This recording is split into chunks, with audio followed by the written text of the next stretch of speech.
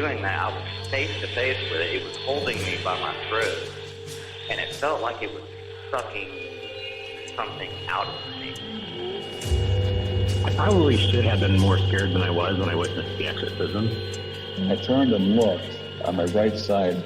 When I did, there's a beam on the side of the tree, a large beam.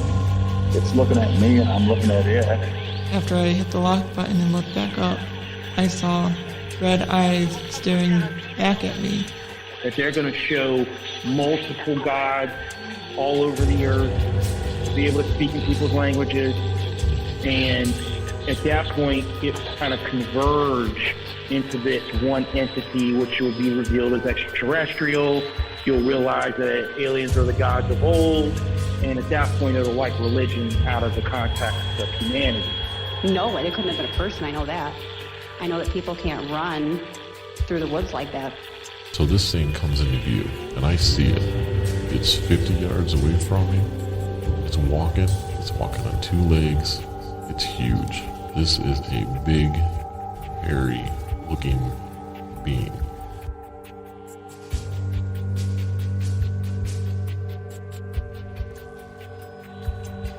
Welcome. I'm your host, and this is uNcomfortable.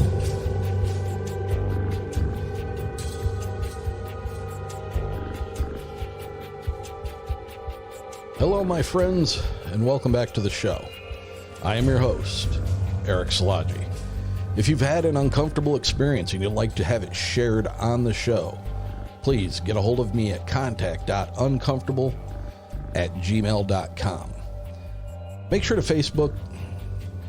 follow us on Facebook and Instagram, both at Uncomfortable Podcast 65. And please remember to leave us a 5-star rating and review wherever you can. That's the main way that you, the listeners, can help get this show out in front of more people. And with more people listening, that means more people coming forward with their experiences for you. Ladies and gentlemen, September is right around the corner. And with that, the second annual Bigfoot Brews will be held in Dowagiac, Michigan at the Sister Lakes Brewing Company. Same venue as last year. This year, we've expanded a little bit with a VIP dinner the night before at the same venue. Then on Saturday, you'll enjoy the likes of Stacy Brown Jr. and Robert Kreider doing their presentations, as well as vendors, great food, and a whole lot of fun. With the VIP dinner, there is an extra ticket that you can purchase on the Eventbrite site for that night. With that price, it will get you your meal, one drink, and the opportunity to hang out with myself, Mr. Brown, and Mr. Kreider.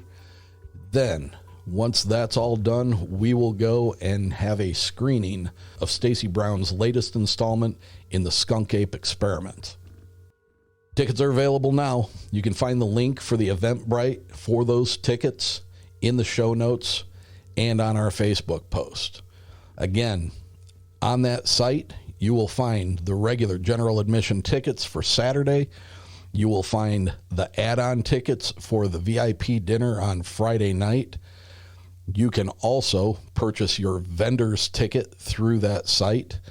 And if you are interested in helping sponsor the event, you can get a hold of me at contact.uncomfortable@gmail.com, and I will get you all the information you need to sponsor the event.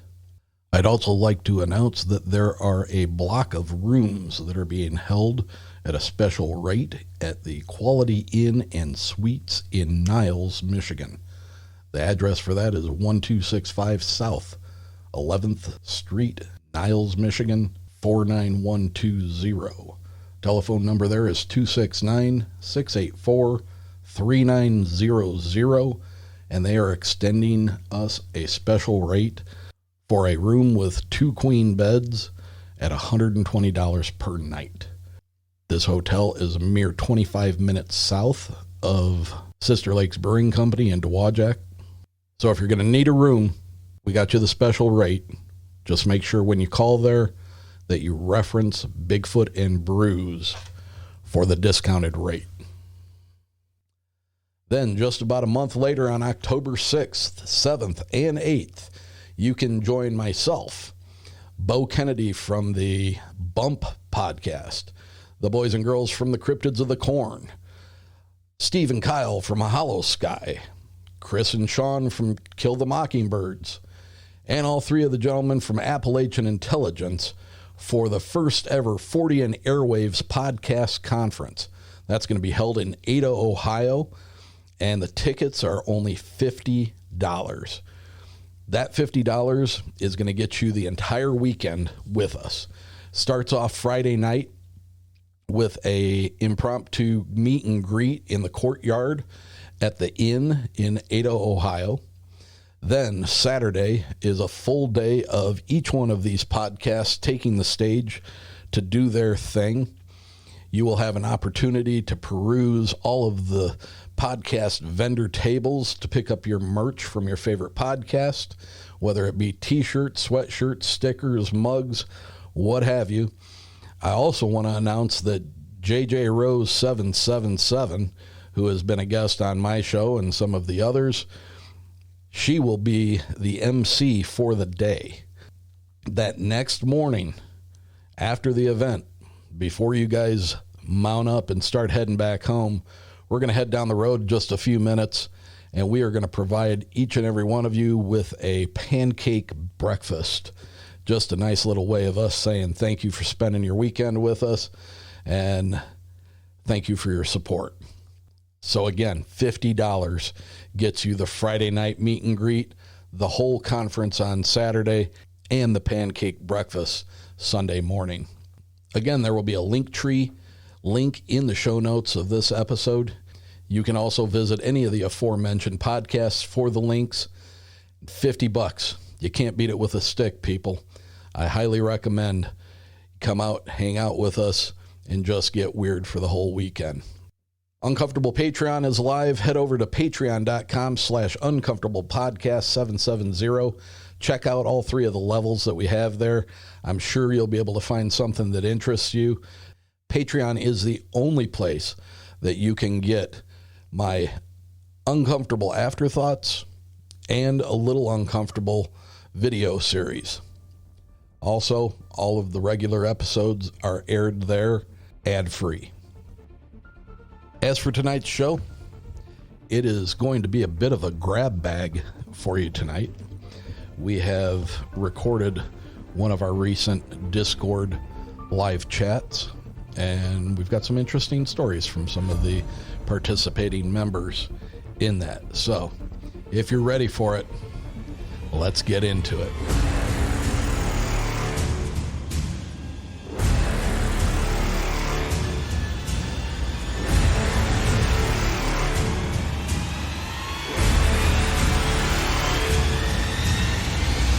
First off, we're hearing from Tim Sedano from Paranormal Insight with some of his experiences. Yes, here we go. I did an interview with Tommy Cullum over from Let's Get Freaky recently, and I promised him this story. Well, not really promised him, but I said I'd tell him the story next time I was on, but it's freaky enough that I think you guys deserve to hear it. This happened when I was approximately 18, 19. And at that time, just after high school, I was doing private investigation. I can't talk, sorry. And I had just come off a case that had just, psychologically done me in. I took 2 weeks off. I was so flabbergasted by what had happened. And I kept having this recurring fear that if I'd ever did it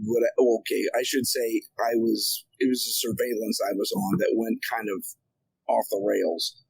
And I had this fear in the back of my head that if I ever did a surveillance again, my life would be in danger. And I was actually considering getting a gun.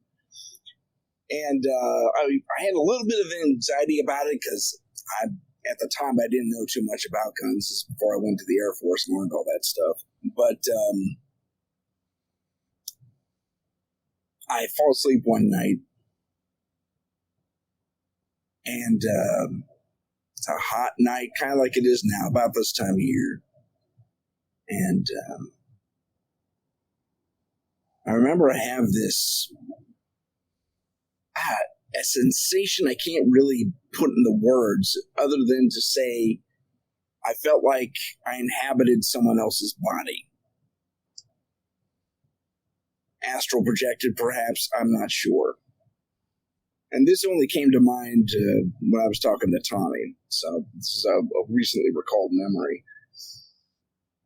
And in this, the strange thing is, the room I was sleeping in looked exactly like the room in my dream, except the paint was a different color on the walls, even though it was at night when this dream happens. And there's a red neon light. I mean, it was straight out of a noir film, but in color. And I am not me. I actually go to the little tiny bathroom in this room. There's a sink there, like a sink with a mirror in front of it. And put some cool water on my head. And I have long hair. And I don't look like myself. I'm a very rugged-looking individual, about 3 inches taller than I am, so I'm 6'3", in the dream. And I have long hair, like I'd say, like Mel Gibson length, back in when he was doing those buddy cop movies. And I got a tank top on. I don't wear tank tops, and boxers, and put some cool water on my brow and lay back down. I try and get some sleep, and I reach under my pillow. Cross my arms up behind my head, and I reach under my pillow. In doing so, and I feel my gun there, a .45. That was what I was looking at when I was researching guns, by the way. But I know for some reason, I know this is a .45. Why I have it under my pillow, I don't know. But I know I'm super nervous. Something is wrong. And there's a disturbance outside my window. I'm up a couple of floors, and I try to ignore it. And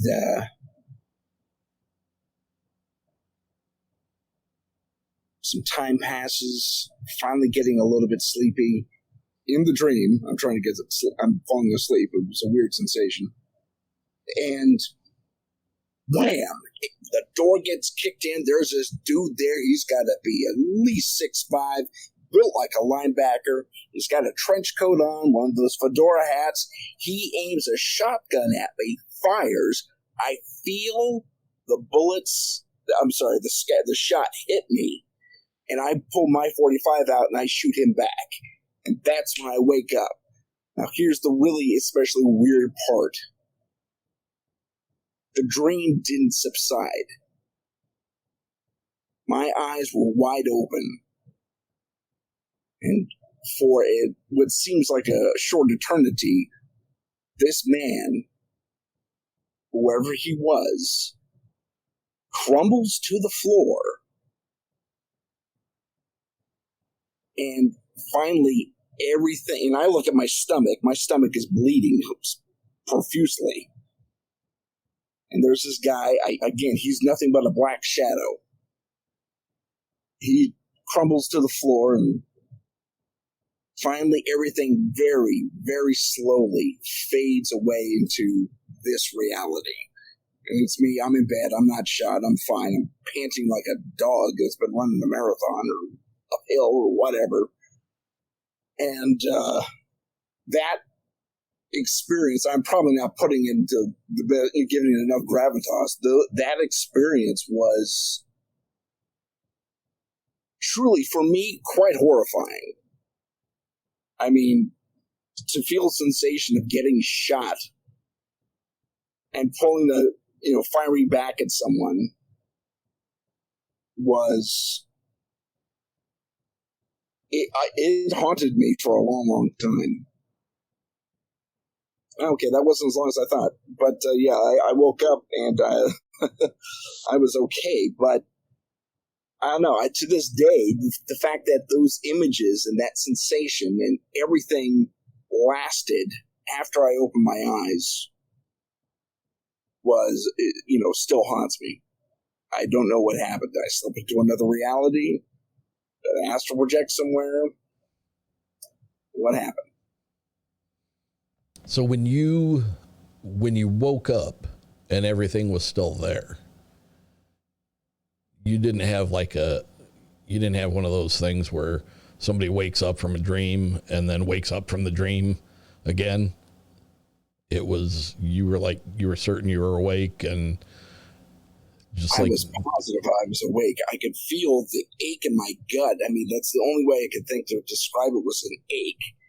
My hands were covered in my own blood. Blood was pumping out of my stomach. This guy was wheezing in the corner. And the way everything finally faded out is exactly like that. Everything very slowly faded away. It wasn't gone with a blink of my eye. It wasn't, waking up and then waking up. It was a fade away. Like, I don't know, some weird. It's almost like you were experiencing somebody else's experience. It's like you were reliving something that happened to somebody else. That very well could be. I tend to go along with that analysis. That's pretty much what it felt like, that I had encountered someone else's last moments. The place that you were at when you had this, was there any history to that place? No, none. Yeah. That's crazy.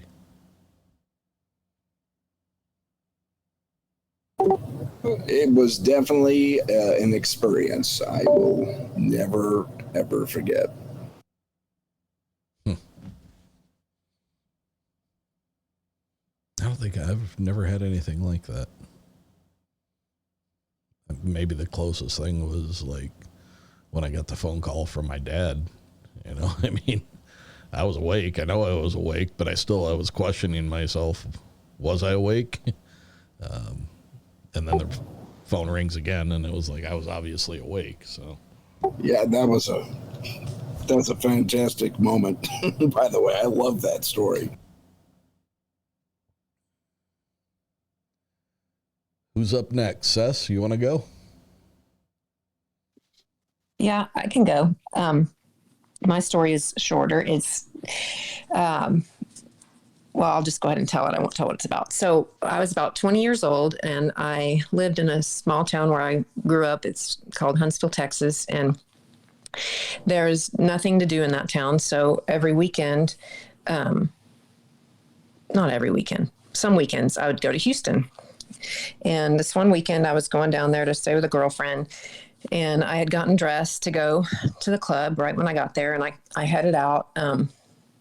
It was late afternoon, I guess.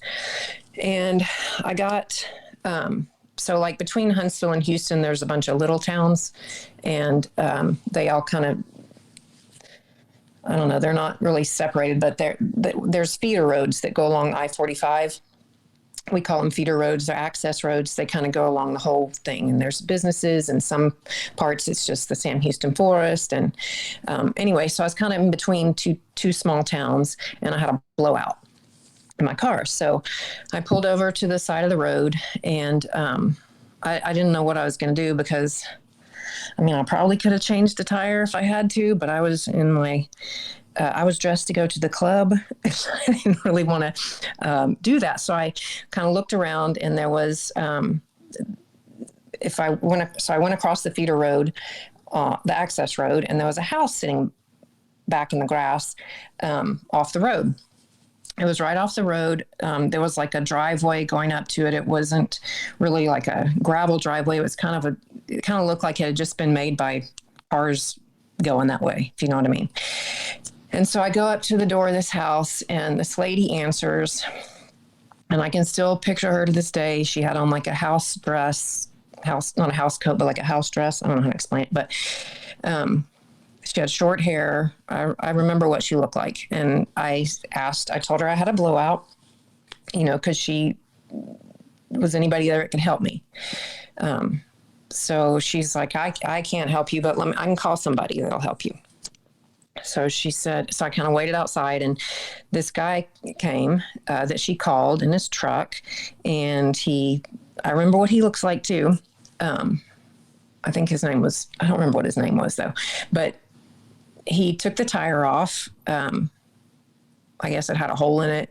I got in his truck with him. We went to get it fixed. He didn't look at me hardly at all. He wasn't friendly. I wasn't scared at all. I was probably naive back then, whatever, just hop in somebody's truck and go down. But he took me to get it fixed. We went back to the car. He put it on, and I gave him the $20 cash I had in my pocket. And that was that. I went on down to Houston. It was dark by that time, plenty dark. And I went down there, stayed there the weekend, and was coming back up 45 going north. And I was like, well, I'm going to stop and tell that lady thank you, because I didn't do it when I was there before because it had gotten late and dark and whatever. I just wanted to get back on the road. And so I'm driving, and I remember where it was because it was next to a facility that had been there for a long time, where it was like a juvenile boys facility. And it was kind of in not a pasture, but the land next to that. So I kind of drove past that, and that house wasn't there. So I thought that was very odd, because I knew it was there. There was nothing in the land, on the land there. So I don't know where it went, but I looked for it. Every time I would go back to Houston, I would look for it. And it wasn't like I had driven off the freeway. I mean, I pulled over on the freeway, hopped over across the feeder road, and it was there. And I never found it again. So I don't know. No house. It wasn't like no house, no drive, worn down path like where two cars had been driving up to it. Nothing, just gone. Just gone. And I even went down the access road. It's like, I know it was to see if there was any kind of sign of anything being there. And it wasn't like it was a mobile home, like she drove it off or anything. But yeah, it was not there. I for years I looked at that place and never saw it again. So I don't know. How strange. Kind of reminds me of the movie that JJ suggested for me not too long ago. What was that called, JJ? The House on the Bayou? Yeah. That's crazy. I know. I mean, the only way I explain it to myself is that something was looking out for me and put help where I needed it, But who called the driver? The lady at the house. And, okay. I thought the lady at the house, you couldn't find her anymore after that. Is that correct? That is correct. The house was gone. But when she did that, I had the blowout. And then after that, she called the guy, and he came and helped me and everything. And I went to Houston and stayed for a couple of days and came back, and it wasn't there. Gotcha. Okay. So I wonder if the guy who helped you out was, something or someone alternate or different or ghostly or whatever it is too. Yeah, I don't know. felt, I mean, like I said, I wasn't scared at all. I just thought it was really weird because he would hardly look at me. He wouldn't talk to me unless I asked him a question or anything like that. I mean, he just seemed, I just chalked it up to like he's grumpy that he's having to help me. I didn't know, but yeah. That was going to be my question was, did you have interaction with him? Like where there was a back and forth? So he was recognizing that you were actually there and you were recognizing that he was actually there. Yes. That's strange. I know. And he drove me to this place where he knew the people, like a repair shop or whatever, and they patched my tire, went back, put it on. He still not talking much to me, but, and then I said, I don't have much cash. I have this $20. He just took it and left.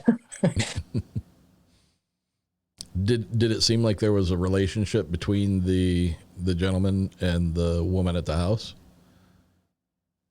Like they knew each other, yes, but not like he lived there or anything like that. How crazy. What about the people at the service station? Did that service station actually exist? I don't know. I mean, I was there, but I wouldn't have known. Like I didn't pay enough attention when we were going there to know where I would have been, if that makes sense. Yeah, that's crazy. Did his truck look like to the time period when this happened, or did it look like an older truck or different? It definitely wasn't like a new fancy truck or anything. It was like, like a work truck or,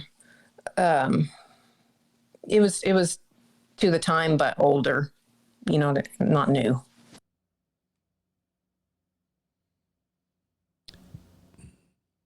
That's interesting. I was thinking the same thing, JJ.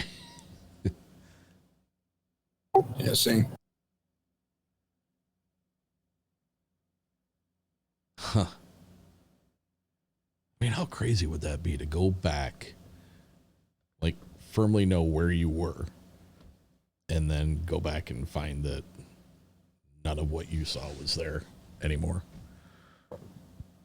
Yeah, it is very strange. And like I said, the first time when I was driving back from Houston, I kind of like thought, well, I must have missed it, but I know it was next to that facility, but I don't know, but I'll just look for it the next time I go down or whatever.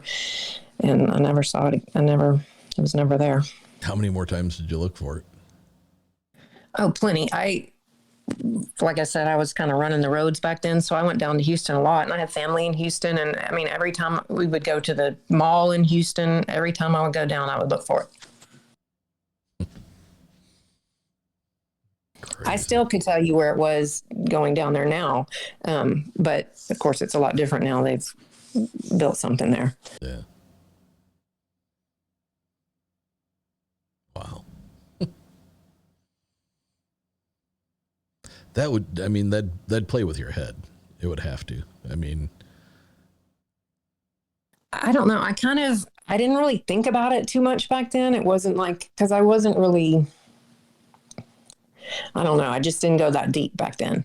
Now I think about it and I'm like, that's really weird. But back then I just kind of, whatever. I mean, I didn't know. Like I said, I kind of wanted to think it was some kind of roadside angels or something, I didn't know, but I just kind of accepted it. I don't know. Yeah. Can I ask, not to be nosy, and if you don't want to talk about it, that's fine, but like your religious persuasion, at the time? I have none back then or now.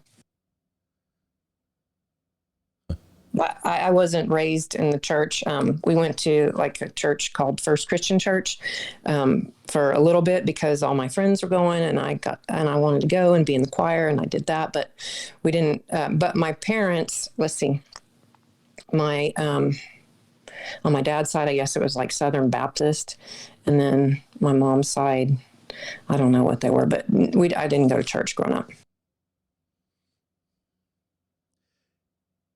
It's interesting to me when people have experiences where the possibility of what they had an experience was with something, I don't know, I guess you could call it either divine or, you know, a guardian type situation that really have no basis in religion in their life, and yet they still are able to experience something like that. I mean, I think that's a little more telling of the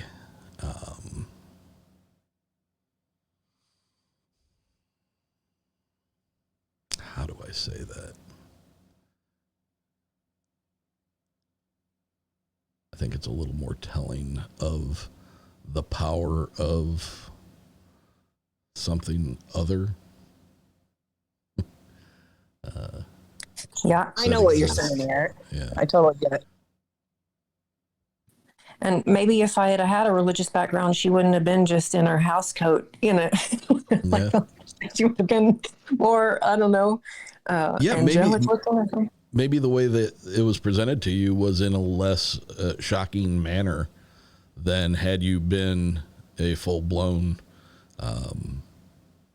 you know, follower of Christianity or, you know, Judaism or whatever religion. Yeah. So that it wouldn't have been as jarring of an event for you. I don't know. That's strange. Yeah. And I mean, I went to church when on occasion, you know, with my cousins or, you know, everybody goes on Easter or whatever like that. So I had knowledge of church. We just didn't practice or go regularly. Yeah. Good story. I have a question for Tim, if that's okay. Sure. Go for it. So the man or the big whatever shadow or whatever that came in, was there any vocal interaction, do you remember? Or just the feeling? No, not even when he hit the door, because he had to kick the door in. There was no grunt or anything. The door just flew open. He stepped into, you know, because from the kick he has to plant the other foot, and I guess the shotgun was already cocked, and he fired.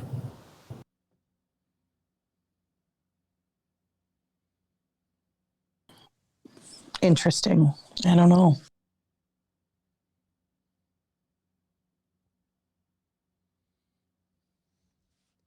Hallelujah, goat. What do you got?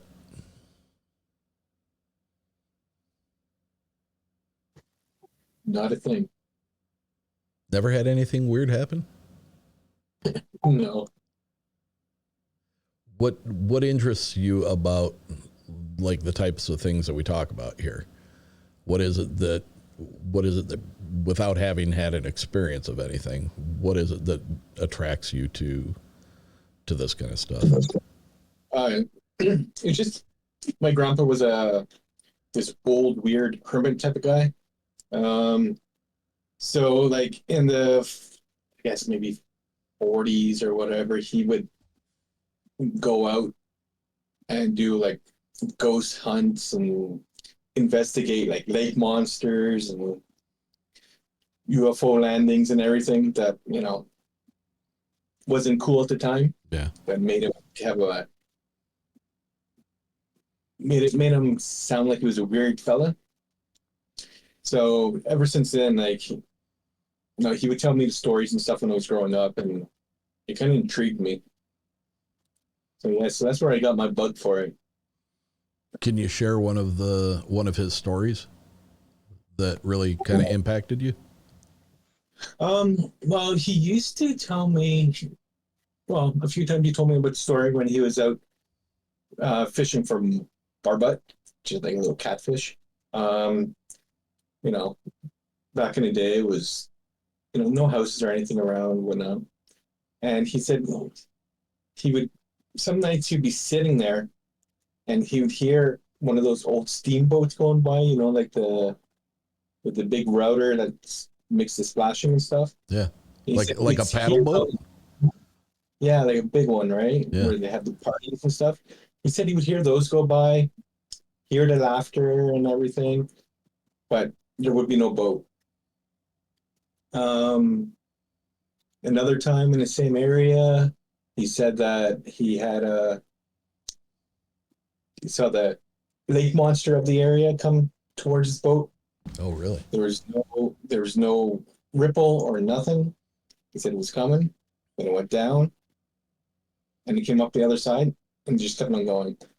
So it went underneath him and just didn't mess with him. Just then it just went underneath, and there was no ripple or nothing. He said it just came up, down, and it came up the other side. He told me a UFO story before where there's this place called Meath Hill, and it apparently a UFO landed there or whatever, and he went there and he investigated and everything. He said he didn't see anything except for a big circle that was all burnt, and that's all he's seen. So yeah, he would tell me stories like that. It was pretty cool. Can you recall, as far as the lake monster that you're talking about that was around the area that he was in? Do you remember what it was called or the area that it was? It's Cobden Lake. Say it again. I'm sorry. It was Cobden Lake. Bin, B-I-N? Cobden. Mussie. M-U-S-S-I-E. Huh, I never heard of it. Yeah, there's that guy, and there's another one in Lake Ontario too, but the one around my hometown was the Mussie. Interesting. He never told me any stories about Bigfoot or anything. But he was like a really, really, really strange little old man. Was he like kind of on the eccentric side? Yeah, very. Like, I mean, even when I was growing up, I'd be getting in, even the bus picks you up at school, takes you home, whatever.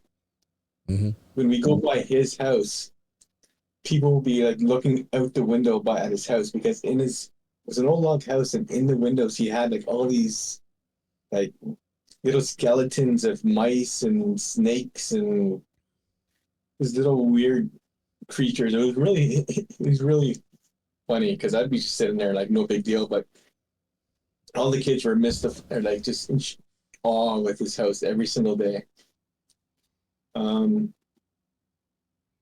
Yeah, he's pretty much a hermit. I think he made his living off of catching fish and picking dewworms.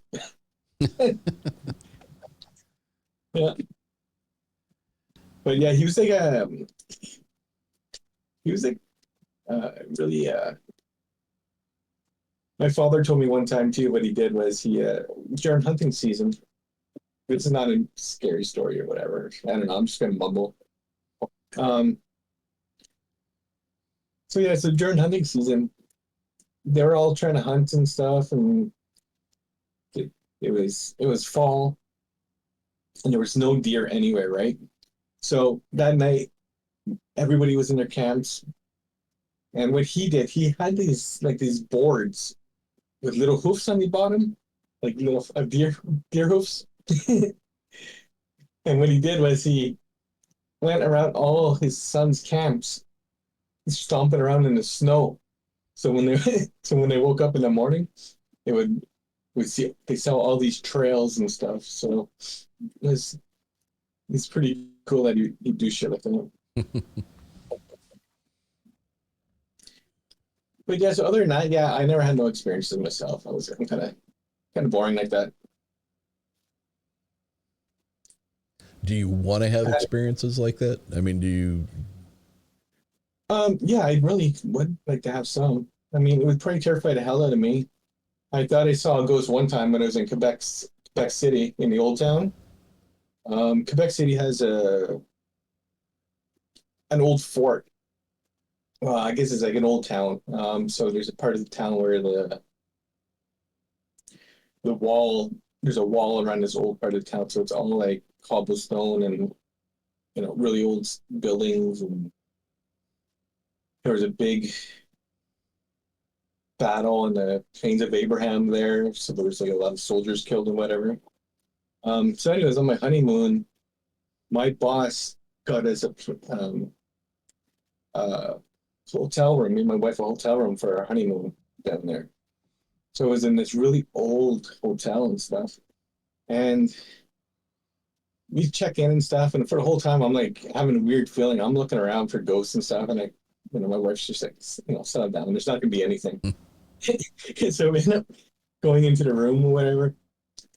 After a while, it's time for bed or whatever. I take my glasses off, put them on a nightstand, and I feel something watching me. Yeah, I was freaking out. And then, so I start looking around, and I can't really see very well because I don't got my glasses. And then over up in the corner, I see green light. And it was blurry, and just the way my eyes are, like it's moving around and stuff, right? So I did what anybody would do. I start whispering to my wife, I'm like, look over there, look up in the corner. And she looks in the corner, and she gave me shit because it was just a fire alarm. But I was terrified. But it looked like a glowing orb because your blurry eyes. yeah, it was so scary. And another time that I really freaked out about a ghost was there's this place back home up in the hills. It's called Buck Hill. Have you heard of that place? No. Well, basically what it is, it's I guess back in the day, some guy's daughter went missing, and he went around looking for her, and with a lantern and trying to find her. So what the locals would do, or people would go there, they would go up on top of this hill with their cars. Now they would point their car lights downhill, and when it gets dark, you're supposed to flash your lights, and this ghost is supposed to appear, and with their lantern and everything. So me and my friend went out there, me and my friend Carrie, and we're sitting there in the car, but we ended up feeling pretty good, just put it that way. So I was sitting there, basically wrecked on my tree. And I just kept on picturing in my head this ghost coming up beside the car with a lantern. And for the whole time, I started getting more and more and more scared. And then finally, she said she was scared, and I just floored it out of there. I went so fast down those gravel roads. And yeah, those are the only two, quote unquote, close experiences I had with ghosts, which was nothing. So yeah, boring.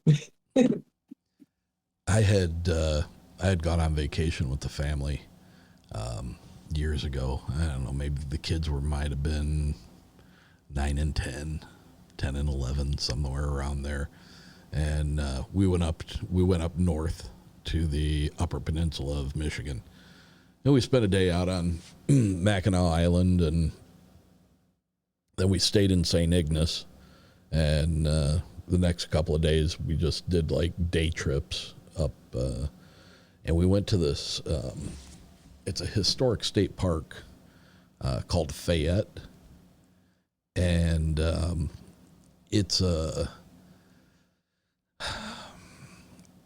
it was a town that was back in the 1890s, I think it was, and basically 1867 to 1891. It was a industrial community that manufactured charcoal pig iron between 1867 and 1891. And there's several buildings there that have been renovated. Much of the buildings are original, and then where they were damaged, they repaired it with period looking wood and stuff like that, so it doesn't look unusual. But there was like this big brick building that seemed like it housed like where the smelting pots would be.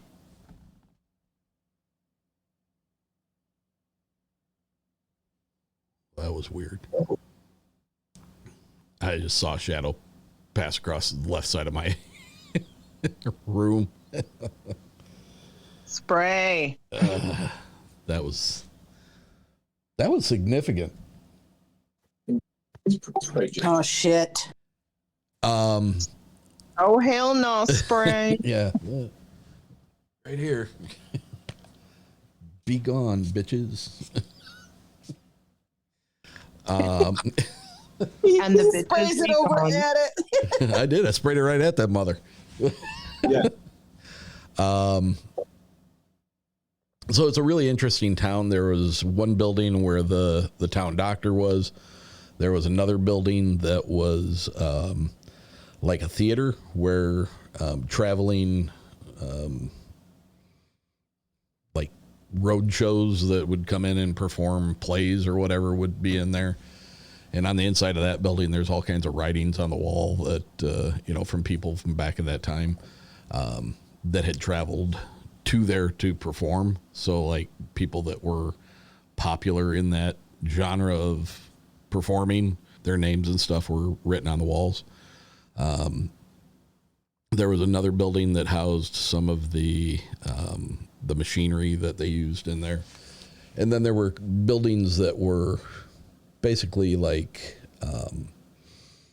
I guess you'd almost consider them to be like early apartments, 2 and 3 story houses that had a bunch of different rooms in them where people would live.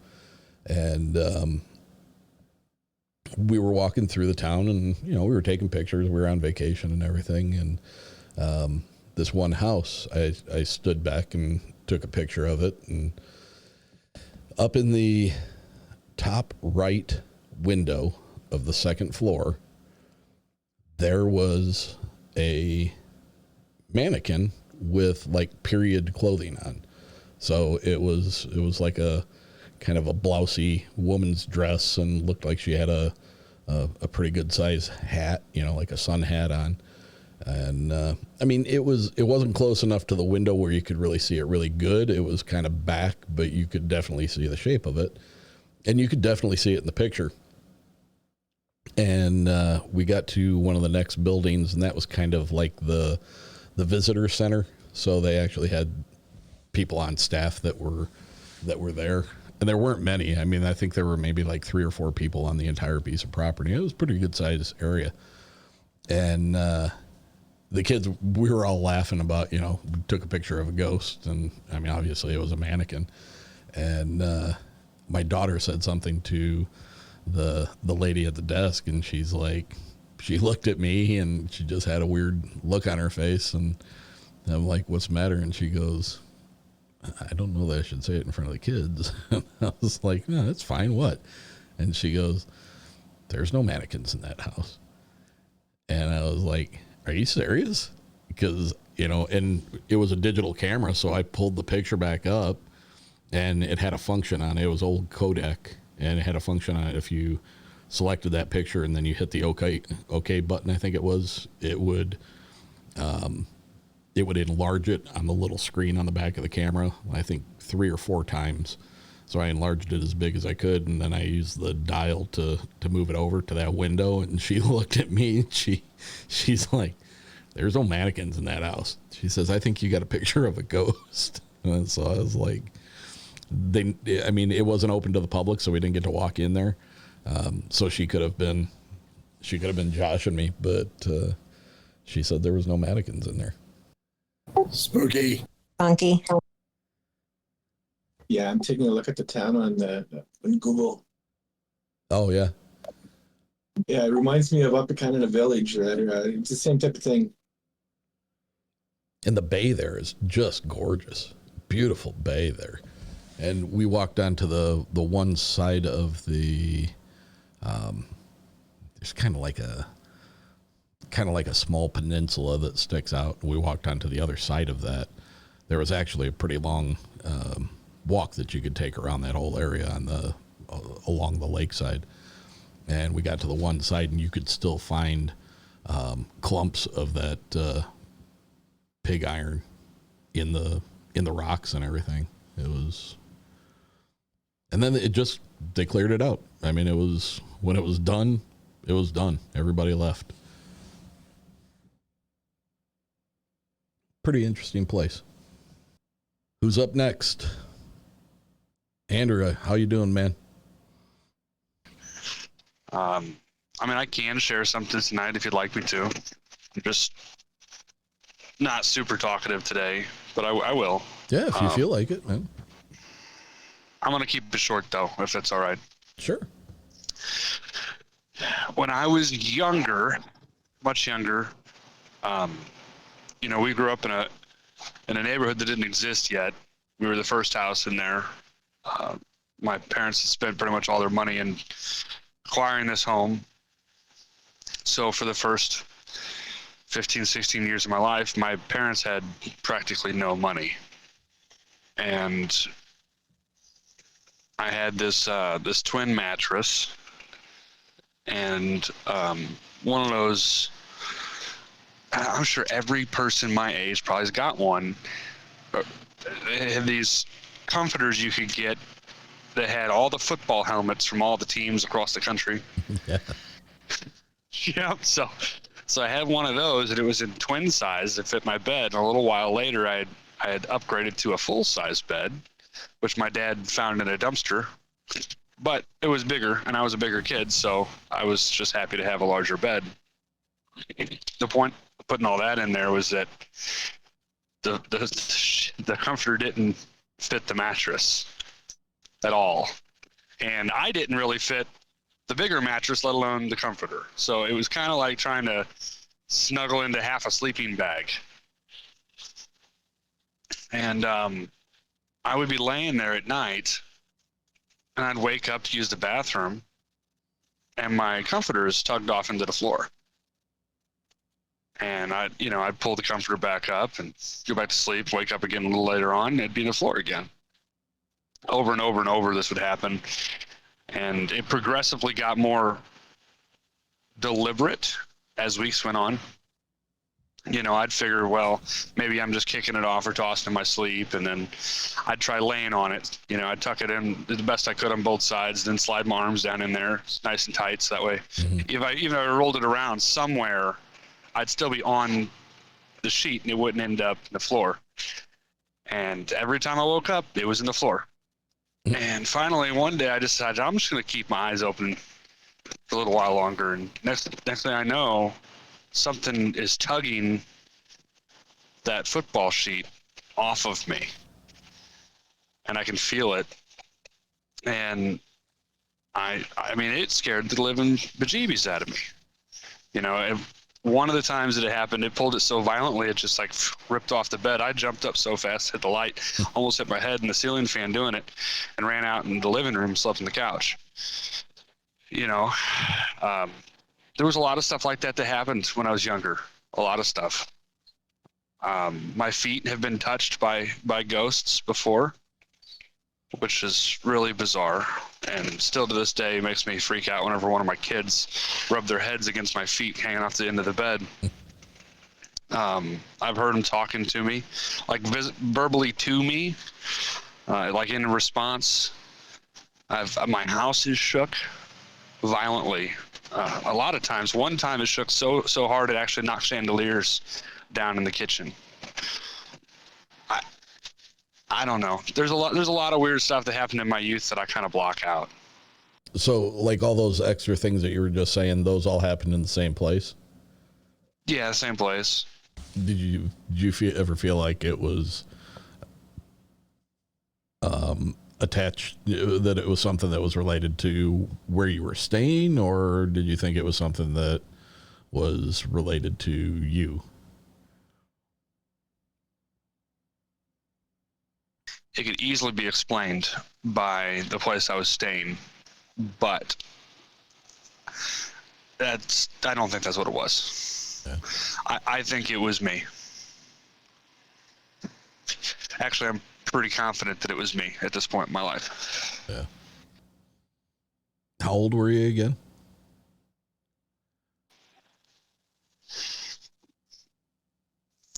Between the ages of 10 and 15. Yeah. And by that, I mean the entire span, at least, if not earlier. Yeah. If not earlier, but at least by the age 10 till around the age 15, somewhere in there. At 15, did you leave that place, or did it just No. stop? No, I had a series of extraordinary nightmares, and I feel like I've shared this before, but I had a series of extraordinary nightmares that haunted me for a long time. And along with that, I had shadows that would move throughout the house, and I'd hear voices all the time, and it only seemed to happen when I was alone. You know, if I was preoccupied with something, if I was playing with somebody else, if I was out at school or at the store, that kind of stuff didn't happen. Mm-hmm. But if I was alone for an extended period of time in the quiet, it was inevitable. It would happen every time for years. And finally, I got so exhausted by the lack of sleep and frustration and terror, I just got down and prayed. And I prayed for probably 30 minutes straight, if not longer. I don't know. I fell asleep with my knees on the floor, my elbows on the bed. I fell asleep, woke up the next morning. I hadn't been moved. My sheets were still on the bed. Nothing had been touched, nothing had been tampered. There was no dreams. And, you know, weird stuff still happens occasionally, but nothing like that. That was pretty much the end of it. Wow. It's a rough way to grow up. Yeah, and everybody thinks you're crazy. Not everybody. Only close-minded people. Yeah. Well, my dad wasn't around enough to be a dad. My mom was an alcoholic, so there you go. Yeah. Even more reason to say, I'm sorry you grew up that way. Hey, it made me who I am today. So don't feel bad. Touche. Who else got something? I do. Yeah. Would you like me? Sure. All right. Well, first, I want to preface this with saying that I am protecting over this because this is pretty heavy.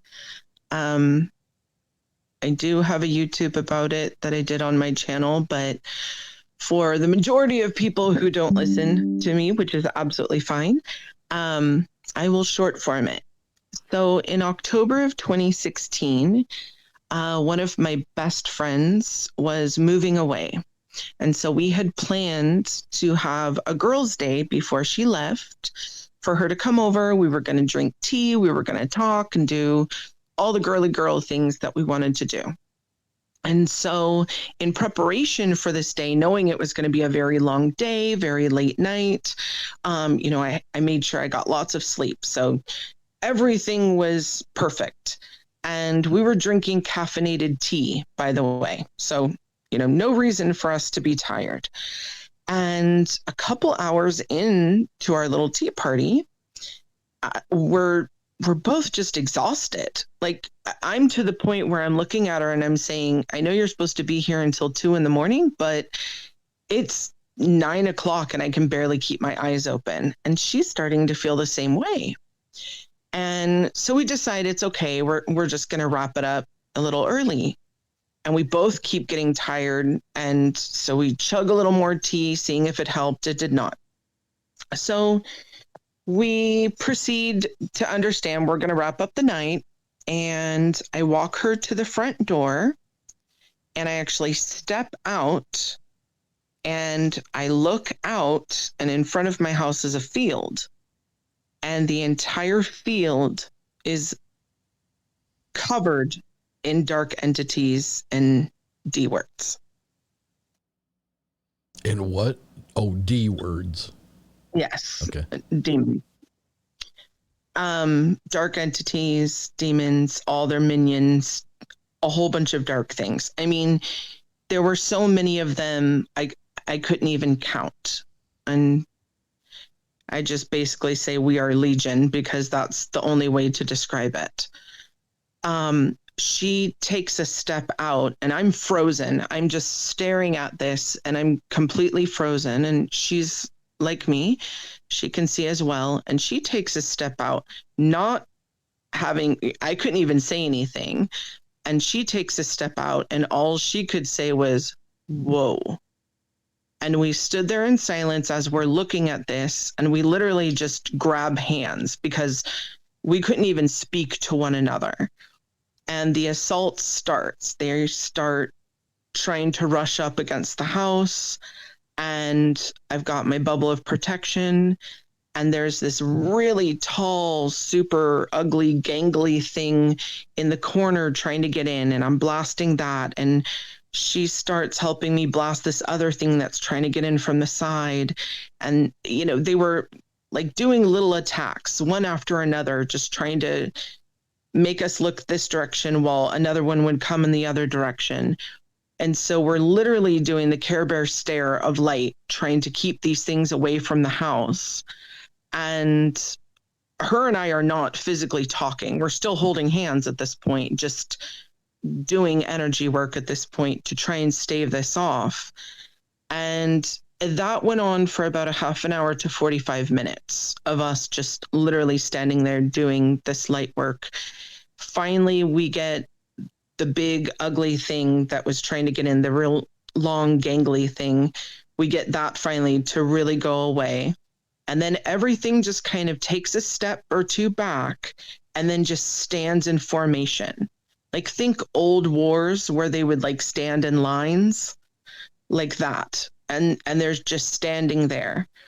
And so finally her and I can speak. And I said, I don't know what's coming in the world, but whatever is about to be unleashed is going to change our entire existence. And she pretty much nodded in agreement, because what else can you do at that point? So we needed to get her to her car, but her car was outside of my bubble. So I had to wrap her car and literally walk her out to her car with this bubble of light to get her in it. And she then called me on the phone. She only had to go like 3 miles down the road to go pick up her husband. And that entire ride, which normally is 5 to 10 minutes, that entire ride, she was on the phone with me, and this legion went so far that it went down the entire 3 miles she was driving. And these things, she was driving into them and they were bouncing off her car right and left. That's how many of these things there were. And obviously I got her to her destination and she was okay. I'm still stuck at my house alone dealing with all of this. And it was probably you wanted creepy stories on here. This is the creepiest, but also most impactful and terrifying things I've ever had happen. And my life has been a thrill ride of weird. But what ended up happening in the world afterwards didn't shock me as much as it shocked other people, because it fell in line with what I saw of the mass of these things that were being unleashed.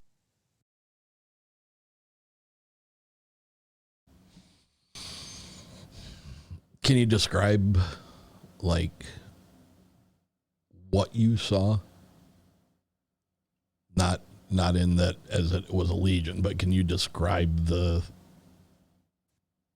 what they looked like?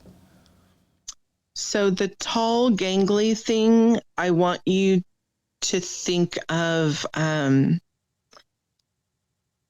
almost like a round, deathly pale face, like as if someone took the Jack-in-a-Box head and made it like a horror, like, the sunken in eyes and the features that are kind of not in existence.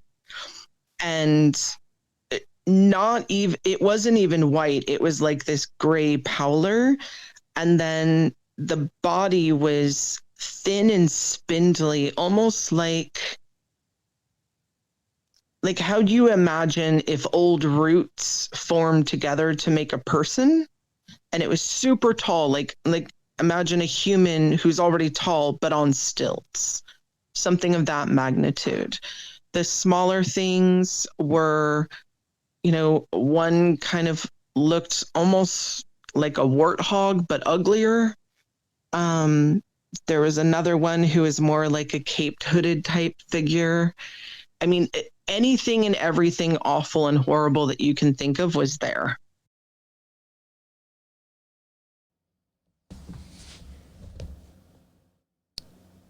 Okay, so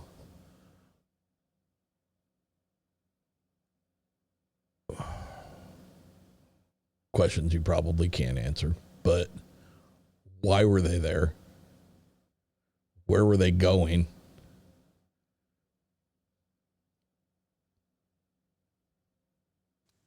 Well, I can't answer that. We were being shown what was to be released in the world.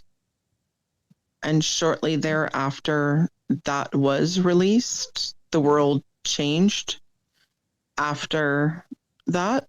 Not to go political, but there was an election a couple weeks later that changed the course of America and then the world.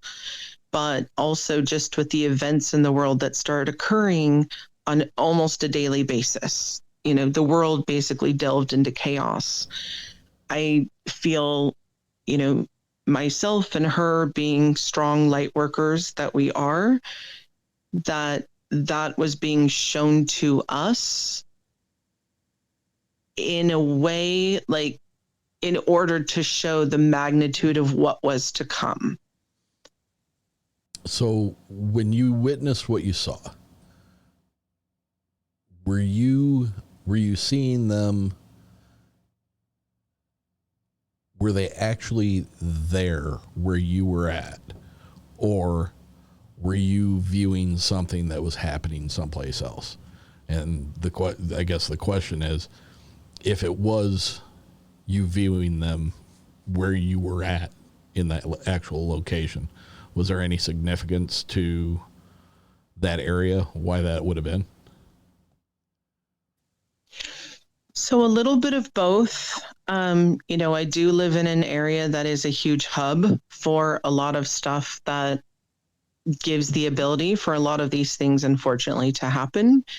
I live in the Bay Area, right, in California. So I live in the hub of where all the tech companies are and all the communication technologies. But, to answer your question, it's a little bit of both. I feel like I was seeing the legion that was to be released, but were they physically in front of my house, all of them? No, but yes. But there were these different ones because, the majority of the legion weren't attacking my house. They were just standing in line in formation. There were, I want to say 5 to 8 different other beings that were trying to attack the house and come at us. But the rest that went all the way down, the 3 miles that she was driving, she was saying, though, when she was driving, she could feel them hit the car and bounce off. So yes and no. Could you feel them hitting the car? I was not in the car, but I was in the car, if you know what I mean.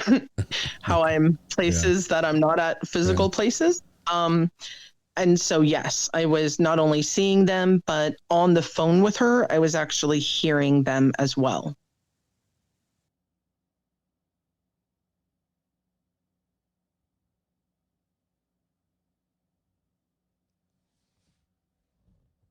Have you ever had any kind of a follow-up experience related to that, as far as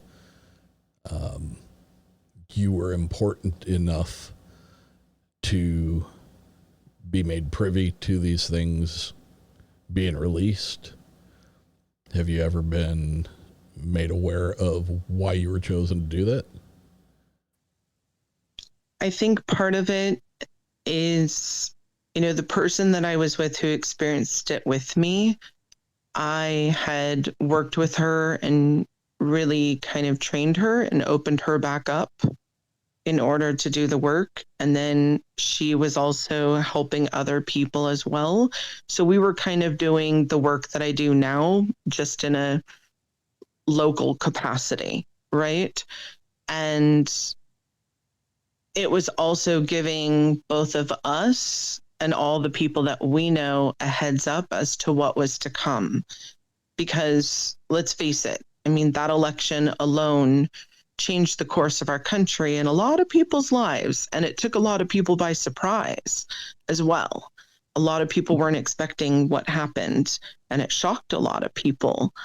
But it also, you know, and I'm not saying that I saw this because, oh, I'm so important. I mean, obviously I was given a heads up for a reason, but that reason also spurred me on to want to do the work that I'm doing now, in trying to talk to people and be a resource for people like myself, you know, so that they don't have to wade through all these waters of people selling things and pushing agendas and, you know, going down weird rabbit holes, that they can just get good information and have a solid resource. So yeah, I mean, it impacted me enough for me to really want to come out into the open and do this work a bit more. But I think it was also just because of the wide swath of people I know and network of given a leg up as to what was to come, and that I was going to need to be that much more at the ready to battle what was to come.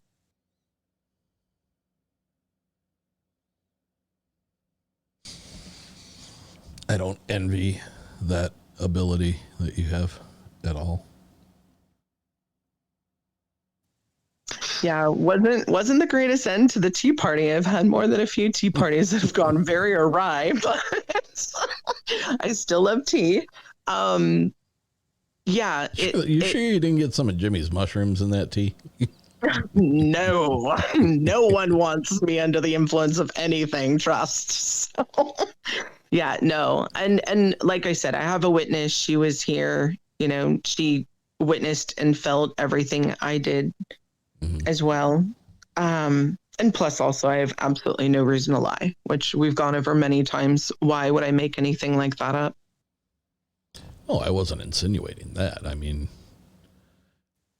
well, not you, but you know, there are probably people out there who think like, oh, okay, someone could just make this stuff up.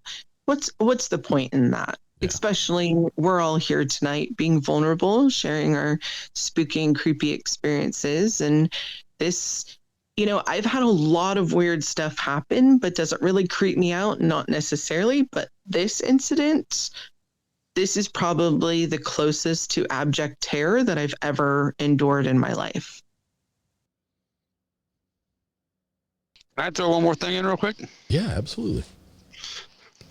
She was telling her story about the entities hit the car, right? Mm-hmm. And it sparked something that I didn't really give a lot of thought to until just now. I had recently taken a trip to New Mexico, and pretty much the whole way down there, everything went good. It was like 13 hours into the trip. Jesus. And we were going from Los Alamos. No, scratch that. Oh shucks. Albuquerque. We were leaving Albuquerque and going to Los Alamos. So we were heading up north. And the truck started struggling. And you know, I run a 3/4 ton diesel, a programmer, all the works, right? And I had a big old trailer in the back, but my truck doesn't struggle, you know. And on the way up there, I kind of just assumed it was elevation and temperature. It was hot. Running through the high desert can get to a car, but on the way back down from Mount Los Alamos, now mind you, most of the trip back was downgrade, right, downhill. And there'd be times where, you know, I had the pedal halfway to the floor, trying to keep it at the speed limit. And I said something to my father-in-law. I was like, I swear it feels like something is dragging this trailer, like something doesn't want us to leave. The truck kept wanting to overheat. I couldn't seem to get enough power built up to get down the hill. It was weird. We get down out of Santa Fe, snap your fingers, everyone's normal. No more truck overheating, no more extra drag, nothing. And it wasn't a windy day. I wasn't climbing a real steep hill or anything like that. And it was all the way from Los Alamos to Santa Fe. It felt like something was just trying to keep me there.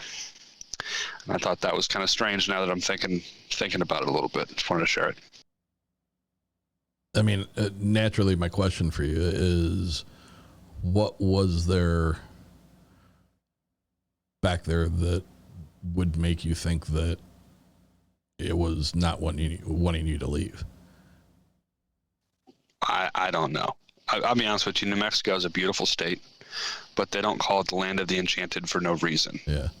Weird stuff happens out there. This wasn't my first trip there, and it probably won't be my last. It's a weird state. On top of that, my father-in-law does business with some shady characters on occasion, and we had to go get some of his property from a shop. That was the whole point of the trip. But you never know what you're actually picking up spiritually. Yeah. It might just be a motorcycle to you. It doesn't mean that something's not attached to that bike. Mm-hmm. So I don't know. I don't have any proof or reason, but I'm just. That happened after you had picked something up? Yes, that's correct. We picked up our bikes in Albuquerque, and then we went up to Los Alamos to get some of his stuff from his girlfriend's house. And it all started after we left Albuquerque.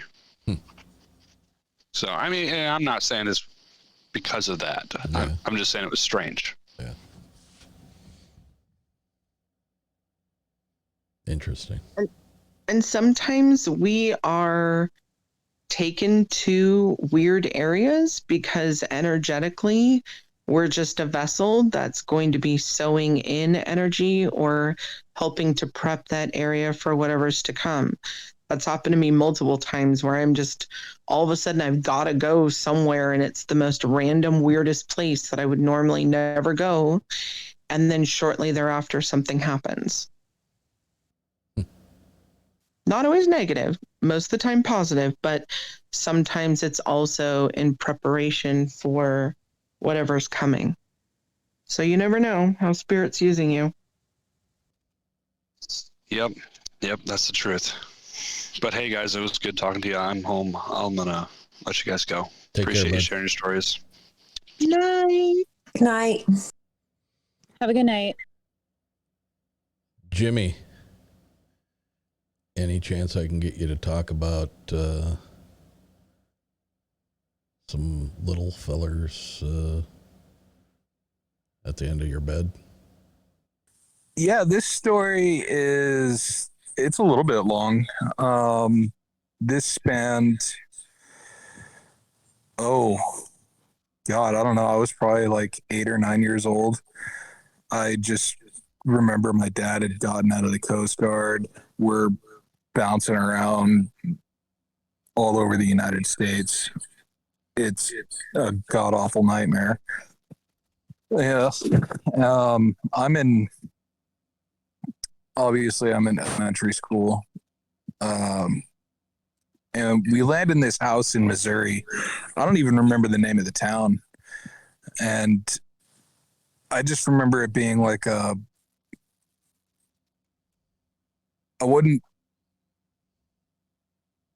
it was almost like it was a prefab home, but reinforced quite heavily, if that makes any kind of sense. Like it was weird. But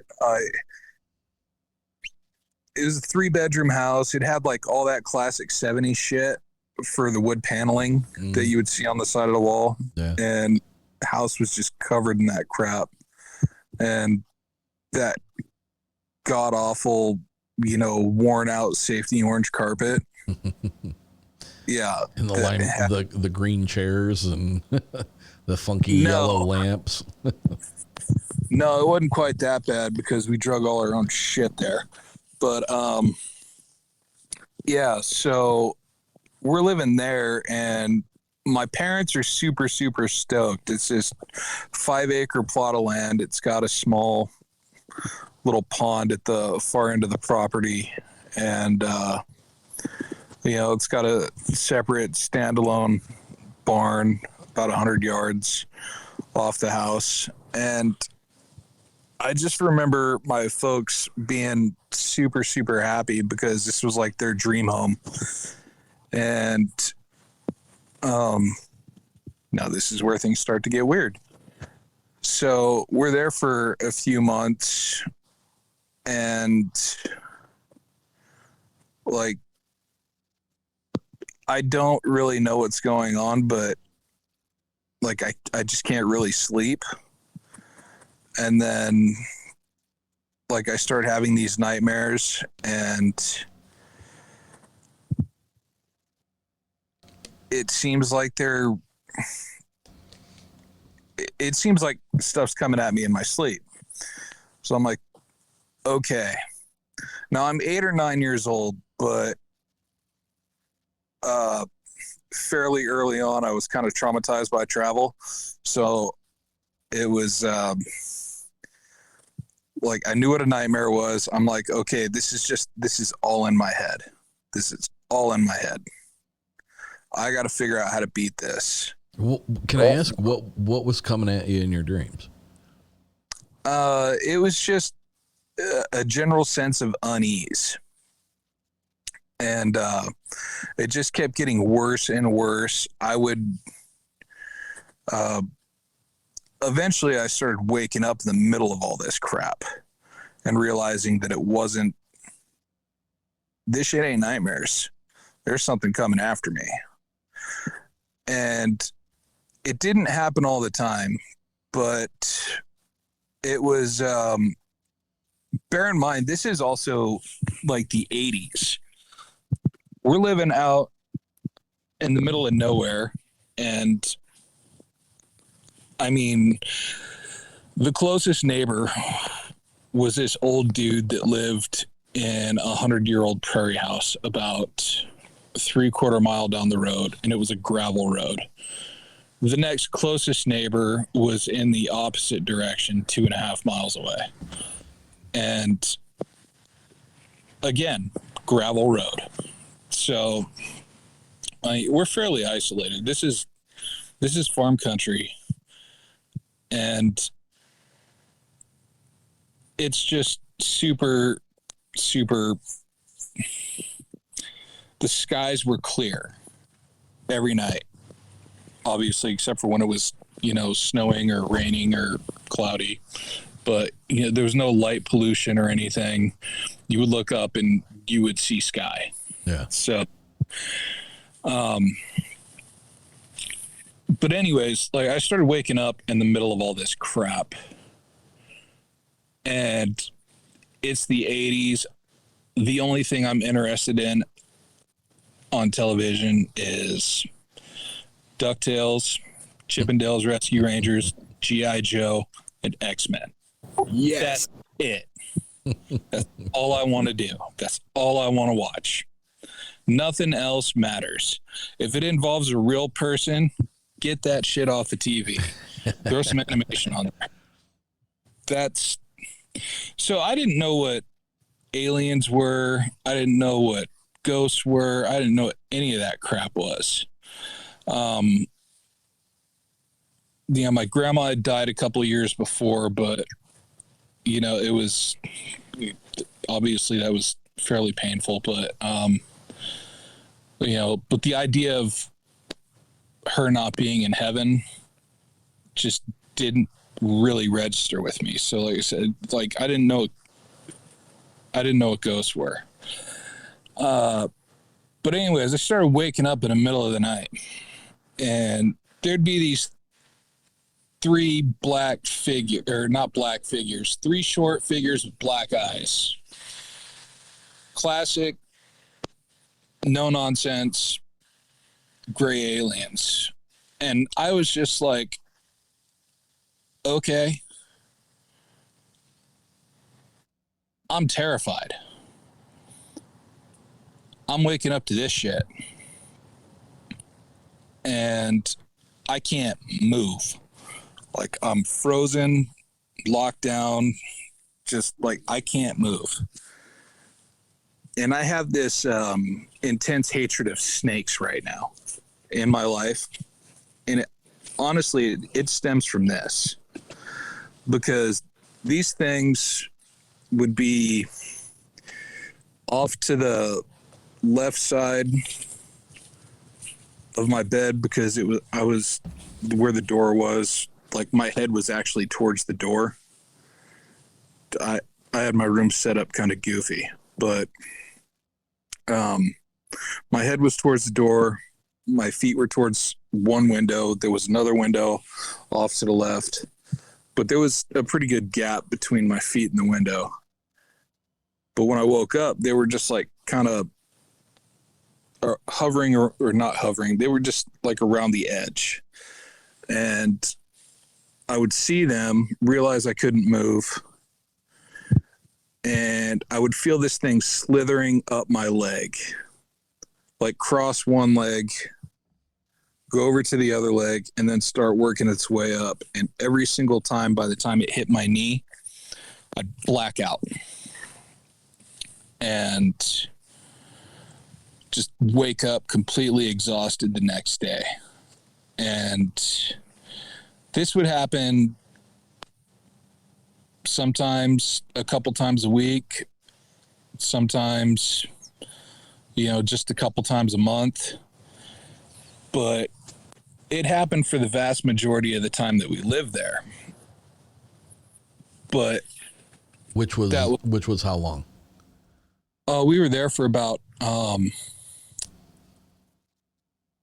right around a year. Okay, so you were having prolonged experiences with this spanning a year. Oh yeah, the entire time. Yeah, it's a shit show. And I don't know what any of this is. I don't know how to talk to my folks about any of this crap. So, I mean, how do you have a conversation with somebody about something if you don't know how to describe any of it? And it's not just that either. Like the whole astral projection thing, that was my introduction. Sorry, I got a car driving by and I'm outside. So, astral projection was introduced to me during this time as well. But it's not like it was a voluntary thing at all. It was like I was getting kicked out of my own body, left to wander the property in the middle of the night, and then eventually I would be allowed to go back home, and my body would be there in bed, and I'd just be like, okay, that happened again. They were kicking you out of your body? I don't know if it was them or what the score was, but it was bizarre. And was this happening at the same time that you were having those experiences with the entities at the side of your bed, or with these additional things that were happening during the time you were there? Oh, these were additional things that were happening. Oh, okay. Yeah. So I'm like 8 years old, 9 years old. I feel like I have absolutely no control with what's going on with my own body. And then and this is where it got really, really weird. Finally, this happened. This was like in the middle of fall, because the corn was like, and I got a fucking hatred of cornfields now because of this. Sorry about the F-bomb, but it's all right.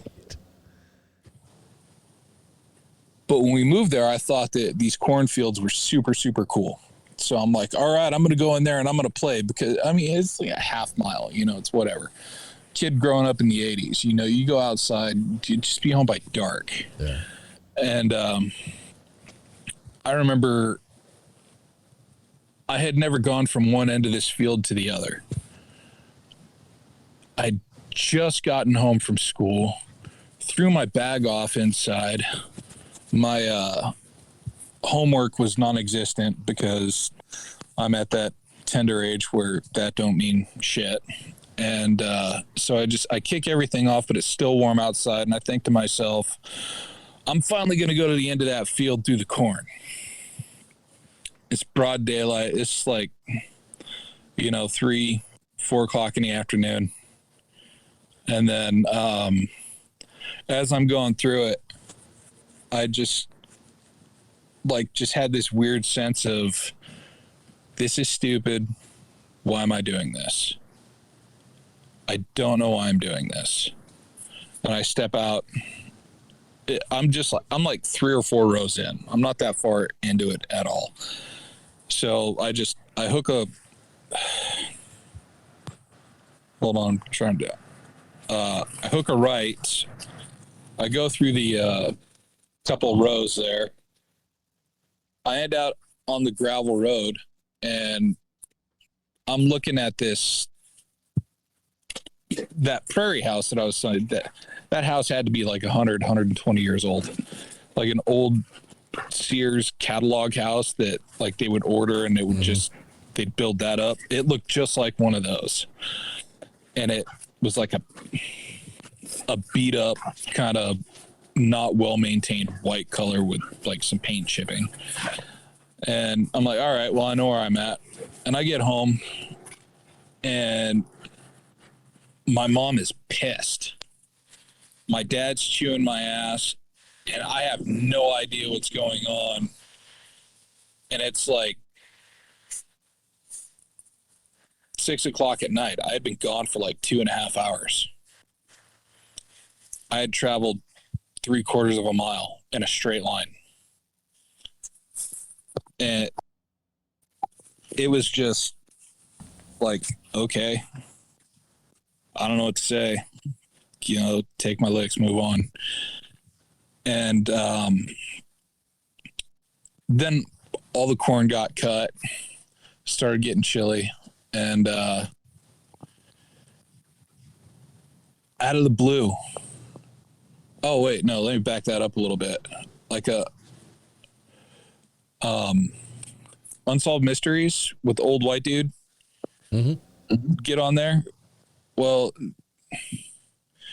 that started to become a thing on television that my parents were getting into. And they did one of their UFO episodes, big black eyes. And I think I had made the comment like, hey, I've seen those. And real quick, my parents just rushed me and my brothers off to bed. And then like 3 months later, we're moving. Really? And yeah, this is where another bizarre twist. So we get the house sold. My dad scouts out ahead in this beat up old blue and white Ford F-150, and he took my dog with him. I had a dog, and lost the dog along the way. That sucked, but you lost your dog? Yeah, well, my dad took the dog because my dad wanted company for the drive. Yeah. It was like the first time I lived in Oregon was as a result of this. We moved out to Oregon from Missouri. And my dad just wanted like something familiar around him. Mm-hmm. So we end up in Oregon City.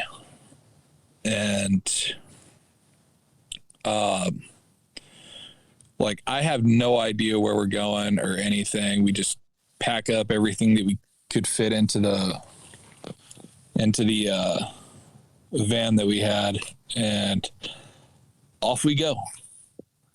And we end up in Oregon City. And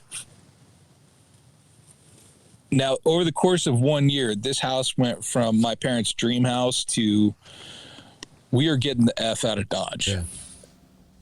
And I'm wondering if my parents were dealing with the same thing as a result of this property. I don't know if there was just something about the property or whatnot, but, you know, like I said, we end up in Oregon City, and we're there for like 6 months, and we've moved twice in town. You know, you move into a place, you don't think you're going to stay there for very long. It's just like, it's like a, all right, your foot's in the door for the community kind of a deal, and then you get into another place. Right. It's more appropriate. So we get into town. I don't even remember where the hell we lived, but we ended up in this blue house like a block and a half away from the school that I ended up going to. And just out of the blue, we get a phone call from the new owners of the house. Like, we weren't in the phone books. There was no forwarding information or anything. Like, when we left, cut ties, done. Mm-hmm. That was it. Moved on. And that was it. I have no idea how the dude found us, but he found us. The new owner, the husband of the family that bought the house. Mm-hmm.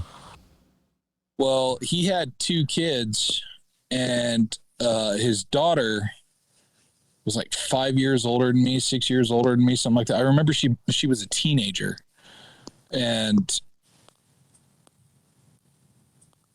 I'm not gonna lie, I was like 8, 9 years old, and I thought she was really, really pretty. I was like, wow, she's just really, really pretty.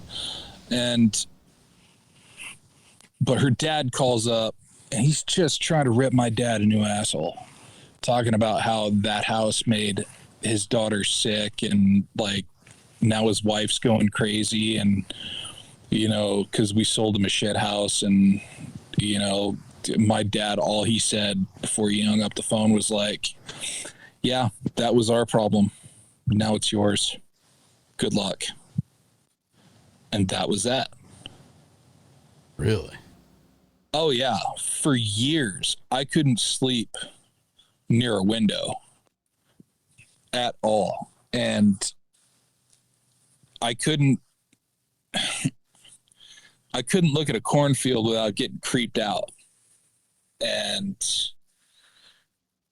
I don't know. I don't think they were ghosts, but I don't necessarily think they were aliens either.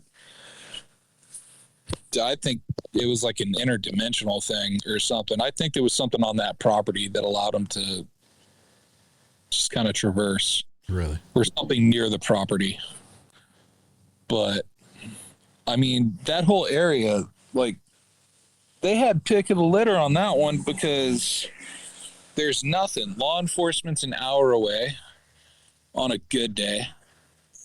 You know, it's emergency services was a volunteer fire department that, like, if you were lucky, they would, a couple of guys would be able to show up in a half hour. Yeah. You know, so like if your house caught fire, good luck, buddy. You're out of the game, and that's it. But yeah, that's so nothing ever followed you once you guys left there. Your issues were done. Exactly. When we left there, our issues were done. But like when I told you about that thing in Papua New Guinea, like I had the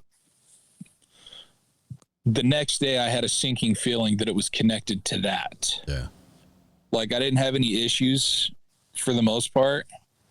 And then that thing happened. And then it was like the next day as I'm trying to process everything, like I just kept going back to those memories when I was a kid. Like it had to be associated with that. And that was it. And yeah, there's plenty of other weird shit in my life. I mean, don't get me wrong, but like that was the first legit, no holds barred, paranormal, chicanery that ever happened in my life. It's interesting And that you say that you're not convinced that it was like extraterrestrial or demonic. Well, back then I was, because I was unfamiliar with the concept of it being an interdimensional creature. Yeah. Like the idea of like a multiverse, that didn't become a real thing to me until, I know it's absolutely stupid. Do you remember that show Sliders from the 90s? Mm-hmm. Yeah, that was like when the idea of a multi-dimensional universe was laid out for me. Yeah. And I'm like, oh, okay, I could see where this would make sense. And, you know, but like I didn't connect the interdimensional aspect of it to what was happening to me as a kid until, oh God, I don't know, probably the last year. And that's when it really all started to kind of click together for me.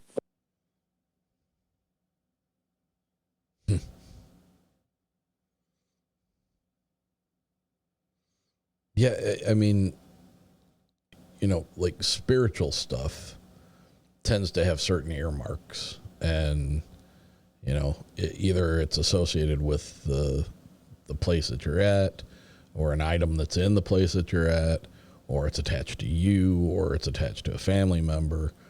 And you know, with you leaving and not having any more issues with it, and then hearing that phone call with your dad, that it makes me think that there's something with that property.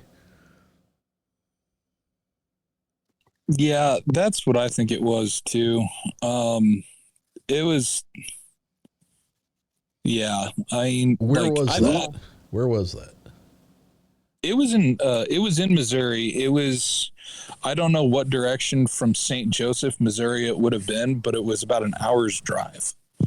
And it was not towards Kansas City. It was in one of the other directions. Yeah.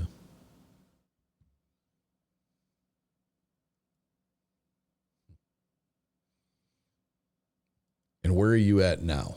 Where's your brain at now on the whole thing? You're just locked in on it was something extra dimensional. I'm not necessarily locked in onto it. It's just, it seems to be the explanation that makes the most sense. I mean, why the hell would aliens want to come, you know, however many thousands of light years to come to Earth to, you know, effectively shove a chunk of metal up my ass? What kind of degenerate shit is that? And then on a spiritual level, I mean, it could have like been some bizarre combination of spiritual / interdimensional, but I honestly don't think it was extraterrestrial. Yeah, my viewpoint on that whole traveling hundreds of thousands of light years is to come visit this cesspool that we have going on right now has changed. I'm starting to put more credence to the that they're here alongside of us, and we just don't perceive them all the time. And whether it's thinning of the veil or whether it's a intentional thing by them to let us perceive them, I don't know. But I'm really starting to fall into the idea of believing that it's multidimensional.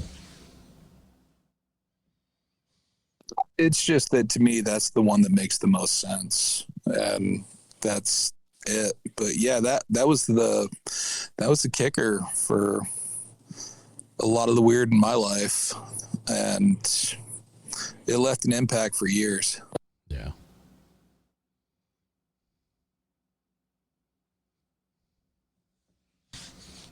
So you made the statement, sticking a steel thing up your bum. I mean, did I miss? I mean, I know you said you had the thing that like crawled up your leg across your knees, but you have memory of that being done to you? No, I don't. Okay. All right. I don't have any memory of like anything like that happening to me. It felt like a metallic snake. Like it was just wrapping around my ankles to take me someplace. Like it was a lasso to drag me around. Yeah. And that's what it felt like more than anything. But it was just, it was cold like metal. I mean, it was wake you up cold, and it moved like a snake, and it went across one leg. It was like whoever was driving that thing they didn't really know what the hell they were doing, and they were just trying to sort it out as they were going. It was like I got the new guy. But by the time it got up to my knees, because like I was like 4 foot tall at the time, 4 foot nothing. But by the time it got to my knees, like I don't know if it was like a panic deal or whatever. That's what I was wondering too. But I just blacked out, and I wouldn't remember anything, and I'd just wake up exhausted. Not sore or anything. Like the muscles in my arms would be sore, but and then I'd go get changed in the bathroom. Take a quick shower or something before school, and there'd be no bruises, no nothing. But I'd be a little bit sore and, just really, really tired. Yeah. And it was, I just, later on in life, I kind of got the vibe that if you really want to break it down, I guess technically you could consider it an alien because it's not of this realm. Yeah. I think it's like more interdimensional than extra solar. So, yeah, that's kind of where I'm at on it. That'd have been scary as hell as being an 8-9-year-old kid, seeing that at the end of your bed. That bugs me now. I mean, the reaction your dad had with that phone call makes me think that there was, and how they rushed you off to sleep. It makes me think that there was some extra knowledge on their hands that. Yeah, my parents, for as wonderful as they could be, and for all their failings as well, I think that they were going through the same thing. And at the time, my parents, they were chain smokers, and my dad was an alcoholic, but he was sober. I remember when he went to rehab, and he had just gotten out like 3 years before. So it was, so my parents didn't drink, but both of them would choke down 2 packs of smokes a day. And, they just couldn't get, they couldn't get out of there quick enough. They couldn't get us out of there quick enough. It was. And from being their dream home to a nightmare. Yeah. So, I often thought about trying to get a hold of my dad to figure out, where that place was, but I have absolutely no desire to talk to that man. whatsoever. Oh, I'm sorry. No, it just,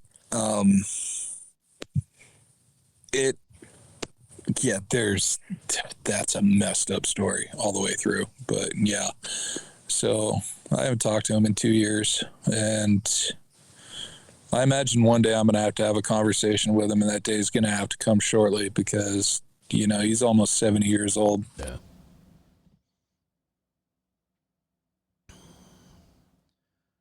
What about Sage? Sage, do you have anything that you did not already share with me in our episode?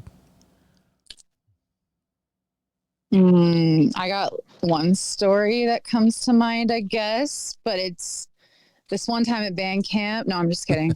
I wanted to say that all night. Yeah, I got like a ghost story. Do you? Yeah. So, second pregnancy, where I was living in Alaska, small town Seward. You're like 4 hours from the hospitals in Anchorage. So you go up there for all your appointments. So my dad's going up for one of his. So he's like, I'll take you to yours. It was like an ultrasound, baby number 2. And anyway, we end up staying the night at his lady friend's house. And she has a daughter my age and the boyfriend's over. And so we get there kind of late. We're about to go to bed. And I'm in the daughter's room. And so I go to bed. And as I'm turning off the lights and settling into the bed, I notice the radio comes on by itself. And it's on a rock channel. I'm like just listening for 5-6 seconds. And then it turns off on its own as I'm trying to find the off button, like before I could touch a button. And I thought, okay, that's great. This is weird, but whatever. Like there's a cat on the bed. Remember my whole thing with like, my ex told me cats were a good signal, So I was like, okay, there's a cat on this bed, whatever. I'm tired. I'm like 3rd trimester pregnant. So I lay down and I don't know, it was like 11 at night, maybe 10. I think I was asleep for a few hours. But as I was like trying to sleep for those few hours, I kept waking up and looking up to the left-hand corner of the room. And I just felt like something was watching me, but I couldn't figure it out, right? It's just it's a blank corner. There's nothing there. And the cat's still in the bed. So I kept trying to sleep. And then I wake up again. And this time I wake up to children talking in the hallway. It sounds like an older sister telling a younger brother, whispering, saying, and because the bedroom door was cracked to the hallway. Everything's dark. It's like 2 or 3 a.m. No one's awake. And I hear the little girl, she's like, hey, don't do that. Like, leave her alone. No, come here. And so I sit up and hey, Charlie, is that you? Which was the daughter. Cause I'm thinking, well, her and her boyfriend are in the bedroom next to me downstairs, and no one responded. So I got up, turned on the light, went to investigate, the hallway is empty, the bathroom's empty. And I thought, I'm not going back to bed till I figure this out. So I tapped on their bedroom door. The TV was on in there. It was on static. Like I went in, they were drunk and passed out. Like her and her boyfriend are just black, and static TV. And I'm like, what the heck is going on here? So I'm like, oh, that's so creepy. So at that point, I was pretty freaked out. I grabbed my blanket and pillow because the cat was gone. So I was like, I'm going upstairs where my dad is. He's on the couch upstairs in this like condo. And upstairs was like the mom's bedroom, the living room, kitchen. So I go upstairs and my dad's like Catholic, and doesn't really believe in like ghosts and things. And I shake him, Dad. He's like, what? Like trying to tell him. And he's like, no, you're fine. Just go to bed. So I was like, okay, well, I'm going to get in this lazy boy recliner right here. And I'm telling you, something's going on. And he's like, whatever. So I get in the lazy boy and I'm just sitting there reclined, spacing off, staring at this black TV. It's turned off. And then the flat screen, as I'm staring at it, the like heart monitors in hospitals, like how it shoots across the lines. Mm-hmm. That happened across the TV that was turned off. And I'm watching it and I rub my eyes. I think I'm going crazy. And it happens again. And I actually said in my head out loud, like, okay, if you're there, do it again. And it did it again. And I thought, oh, you've got to be kidding me. And I'm like, whatever, just get cozy. I'm going to sleep. Because my boyfriend at the time always told me, do not show fear. You know, you're pregnant. Like, you need to be brave if anything happens. So, and for my baby's sake, I'm like, I'm going to be brave. I need to sleep. And within like 3 minutes of trying to sleep on that chair, the mom started screaming just horrendously right there next door in her room, super loud, like she was being like raped or assaulted in real life. Like, it was just over the top. So my dad's like jumping off the couch to go see her. And I'm just kind of like, I told you, as he's like running in there. But she was screaming out. And she did say the D word, like, you know, demon. Like, she was screaming at like a demon. And my dad comes back out. And at this point, it's like, probably, I don't know, it's like 4 or 5 in the morning. And my dad still didn't want to, you know, admit that it was something paranormal, but I was kept up all night by ghosts. And my dad helped his lady friend out, like calmed her down. And I guess people started like making coffee and no one really talked about what happened. But eventually the girl and her boyfriend downstairs that were in their 20s, my age, they came up right before my appointment. I was about to leave and they roll out of bed hungover at like 10 a.m. And I pulled Charlie aside and I'm like, hey, like, I heard the kids talking in the hallway. There was something in like the left-hand corner of your bedroom. It just kept me up. Like, something was there, like a very bad feeling, like something very, like it was watching me, like it wanted to hurt me. And her eyes just popped out of her head. Like she goes, oh no. She goes, I feel so bad. I put you in that room. I never thought of this. And I'm like, what are you talking about? She said, well, years back in high school, I actually woke up with bruises and I was attacked. Like, something hit me with a bat. And it was this little boy, like spirit, or she thought it was a boy spirit from the left-hand corner, the same corner I had pointed out to her. And I was like, oh, well, that's great. And she's just like, I'm so glad you're okay. Do you have bruising? And I'm like, no, I just didn't get any sleep. And I was like, well, okay. And yeah, that was pretty much it. I asked her, I said, do you know the history of this place? Like, why is this boy so upset? Or what's the deal with the kids? And your mom hopefully will be okay. And she said, yeah, it turns out before they had gotten the place, a foster family had it, and they had been caught starving and abusing children. And as far as she knew, no child had died there, but they were severely abused. And so, yeah, that appeared to me that night, which was not fun. I would say not. Yeah, that was a hard night. That's something I don't like to remember. But yeah, anyway, that's the only one I didn't bring up that I can think of. At least that was in a place that wasn't your space.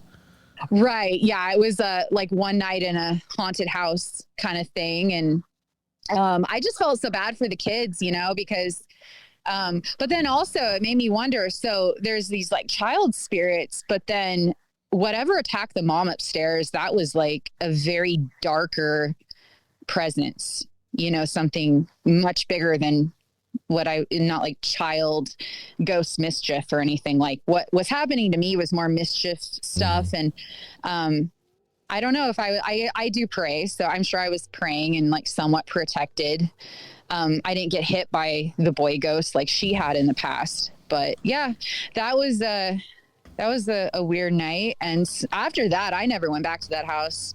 I told my dad, I'm like, I will pay for a hotel when I go up. We're not going back there. So, well, you can, but I'm not. Did you ever try talking to your dad about it again? He obviously continued to see that woman for at least some time, right? Oh, well, he had known her. She was Alaska Native. I mean, he had known her for like 20 something years. My dad pretty much went to Alaska he signed up for the Coast Guard when he was 17 with parental permission. He got to miss Vietnam because of that. And then he was up in Alaska. So his whole life he's been up there. But he knew these people for a really long time. No, I tried to bring it up, but my dad is just, I mean, for someone who's Catholic, right? And they got like the exorcist and all that, you think that he would be up to believing or understanding. But no, he just was like, similar to my mom, just, nope, we're not going to go there. Like, we're going to shut it down. And so it was something that I just dealt with. It was whatever. But I don't know, like this week on Wednesday night, I had to run to 2 stores. And I was feeling like a really good energy, more than normal, and like very optimistic. And I did completely mess up a debit machine. Never had that happen. You know, you go through the steps, and in my case, this Wednesday night, the debit screen, which a few of my children had caught and seen too, it shot off like a code, like a really long code. And the only reason I knew it was time to put in my PIN is it had like the 4 dots under some crazy code. So I was like, okay, I just put in my PIN, you know? But yeah, I guess sometimes things like to present themselves to me. And I don't know why, but it happens. Or like now, I guess I'm throwing off some technology. But I would like to hopefully figure out more about it, but I just don't really know exactly where to start. Yeah, that's a tough one. I mean, I think I told you about this maybe in our episode. My daughter's boyfriend, you'd consider him a slider. He can almost at will walk under street lights, and he can tell you when they're going to go out and when they're going to come back on as he's walking. Oh, that happened to me. Yeah. So my girlfriend and I in high school, we would take off like a mile down the street to get snacks at the market and come back for a sleepover. And I used to joke about it because I could time it. Like I'd be walking up and I thought it was just a random coincidence and funny. I mean, it was kind of creepy, but we were brave together. But it wasn't until you brought that up that I actually remembered that and thought, oh, wow, I didn't realize that was a thing. Like shutting off lights or power on the street lamps and whatnot. Yeah. I appreciate you guys sharing your stories tonight. All right, guys, take care. Good night. Thanks for being with me. Yeah. Good night. Thanks, Eric. Good night, everybody. Thank you. Good night.